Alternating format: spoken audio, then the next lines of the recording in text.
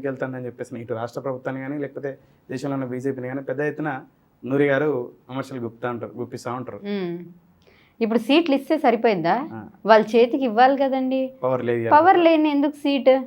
మీకు నామకే వస్తే సీట్ ఇచ్చేసి మొత్తం పవర్ ఒక పర్సన్ హ్యాండ్లోనే పెట్టుకుంటే ఇంకేం లాభం? సీట్ ఇచ్చి కూడా ఏం లాభము?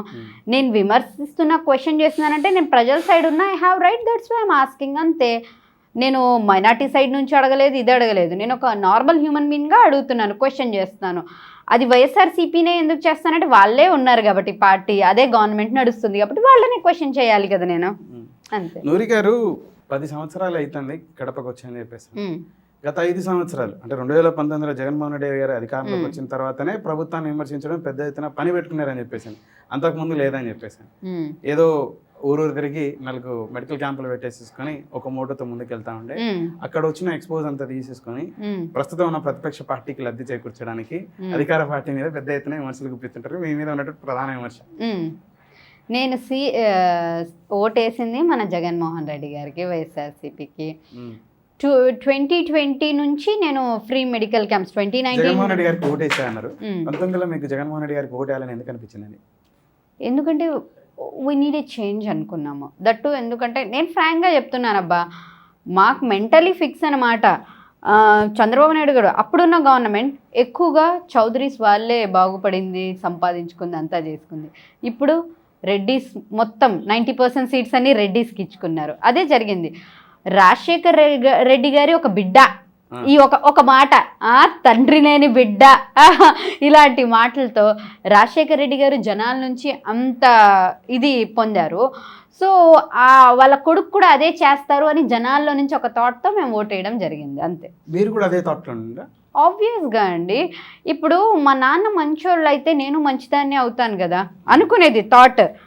సో ఆ థాట్తో చేసాము. మిగిలిన వాళ్ళకి మీకు డిఫరెన్స్ ఉంటుంది. మిగిలిన వాళ్ళ డిఫరెన్స్ అంటే మనకు తెలియదు కదా ఇవన్నీ. అప్పుడు వరకు తెలుసా ఈయన ఇక్కడికి వచ్చి ఇలా బిహేవ్ చేస్తారు, పథకాల వల్ల ముంచేస్తారు, అప్పులు తీసుకొస్తారు. మీరు ఎక్స్పెక్ట్ చేశారా? నేను future we can't predict. So ఇంకా వేసాము, మంచిగా వాళ్ళ నాన్నగారి బాటలోనే వెళ్తారు అనుకుని. మనకేం తెలుసు, చెల్లిని అట్లా చేస్తారు, అమ్మని అలా వదిలేసారు, కానీ మనం ఎక్స్పెక్ట్ చేయలేదు కదా. మీ కుటుంబానికి సంబంధించిన అంశాలు కూడా మాట్లాడుతూ ఉన్నారు. అంటే నాకు బాధ ఏంటంటే షర్మిల గారు ఆయన జైల్లో ఉన్నప్పుడు అంత కష్టపడ్డారండి, వాళ్ళ వైఫ్ కష్టపడలేదు. ఇప్పుడు లైఫ్ లాంగ్ తోడుండాల్సింది వైఫ్ కష్టపడ్డా మీరు చూసారా? వాళ్ళ అమ్మగారు నుంచున్నారు ప్రతి పాయింట్లో. ఎలా తిరిగారు షర్మిల గారు, ఆవిడనే సైడ్ చేసినప్పుడు కొంచెం బయట తిరిగారు. వారు ఇన్ హౌస్ లో ఏసీ కింద ఏం చేశారు? ఏసీలో కూర్చుని నేను మాట్లాడతాను, బయట రోడ్డుల మీద తిరుగుతేనే కదండి ఆ కష్టము. వారెక్కడ మాట్లాడలేదు, ఫంక్షనింగ్ చూసుకున్నారు, పార్టీ కార్యక్రమాలు. ఫంక్షనింగ్ ఆవిడేం చూసుకోలేదులేండి, గంగిరెడ్డి గారు వాళ్ళ నాన్నగారు అంతా చూసుకున్నారు. కానీ ఆ కష్టపడ్డం, ఎండల్లో తిరగడం ఇట్స్ నాట్ ఈజీ థింగ్ కదండి. ఒక లేడీ తనకంటూ ఒక ఫ్యామిలీ ఉంది, వాళ్ళ హస్బెండ్ని వదిలేసి పిల్లల్ని వదిలేసి వచ్చారు. ఎవరు వస్తారు చెప్పండి? వచ్చింది కదా అన్న కోసము. సో ఆ పాయింట్లో ఐ లైక్ షర్మిల అనమాట. యావత్ ఆంధ్రప్రదేశ్ సంబంధించిన ఆడబిడ్డలకి అందరికి నేను అన్నను మేనమామ అని మీరు ఇప్పుడు అంటే ఇది రాజకీయంగా షర్మిల గారిని చంద్రబాబు నాయుడు గారు ఉసిగొలుపుతా ఉన్నారు, కాంగ్రెస్ పార్టీ ఉసిగొలుపుతా ఉన్నారు. ఈ మాటతో మీరు సమర్థిస్తారా? ఒక మాట, వీళ్ళిద్దరే డ్రామా చేయొచ్చు కదా, అన్న చెల్లైనా కలిసి చెయ్యొచ్చు కదండి. పాలిటిక్స్లో మనం ఏం చెప్పలేం కదా, కావాలని చెప్పి జనాల్ని డివేట్ చేయడానికి అదైనా చెయ్యొచ్చు వాళ్ళు. ఈవిడ రాగానే అదేదో ఫస్టే ఆంధ్రాకి రావచ్చు కదా, ఈవిడ రాగానే తెలంగాణకు వచ్చింది అంటే నేను ఆంధ్ర చూసుకుంటా, నువ్వు చెల్లి తెలంగాణ చూసుకో అన్నట్టు జనాల్లో వస్తుందా రాదా? సో తర్వాత మళ్ళీ ఆ పార్టీ అన్నారు, మళ్ళీ కాంగ్రెస్లో కలిసారు, ఇప్పుడు అటు వచ్చారు. వాటెవర్ ఏదైనా సరే జనాలకి మంచి జరిగితే చాలండి నా ఉద్దేశంలో. షర్మిల గారు మీరు అన్నప్పుడు ఆంధ్రలో కాకుండా తెలంగాణకు వచ్చినప్పుడు పెద్ద ఎత్తున విమర్శలు వచ్చాయి. జగన్మోహన్ రెడ్డి గారు కేసీఆర్ని గెలిపించడానికి పంపించారని చెప్పేసి అని, అంటే యాంటీ ఓట్ని స్ప్లిట్ చేసి తర్వాత వచ్చేసేసి బీజేపీ బీఆర్ఎస్ని గెలిపించడానికి అని చెప్పేసి ఇలా వివిధ విధాలుగా వచ్చాయి. చివరాఖరికి వారు కాంగ్రెస్ని గెలిపించడానికి ఫ్యూచర్ని ప్రొటెక్ట్ చేయలేదు, ఎవరు చేయలేదు. ఇప్పుడు మీ భావనలో వారు జగన్మోహన్ రెడ్డి గారిని ఓడగొట్టడానికి వచ్చారా, గెలిపించడానికి వచ్చారా? అంటే నాకు తెలిసి ఓడిపించడానికి వచ్చారు. సాధ్యపడుతుంది అంటారా వారి చేత? ఇక్కడైతే చెప్పుకొస్తున్నారు, వాళ్ళే క్రెడిట్ తీసుకుంటున్నారు. తెలంగాణ కాంగ్రెస్ పార్టీ గెలిచిందంటే అది నా వల్లనే, ప్రతి నియోజకవర్గంలో 3-4 వేల ఓట్లు నేను చేసిన కృషి వల్ల క్యాడర్ వల్ల ఉండింది. ప్రతి పర్సన్ వల్ల ఉంటుంది. వీ కాంట్ గివ్ 100% ఆవిడ వల్లే అని చెప్పలేం కదా.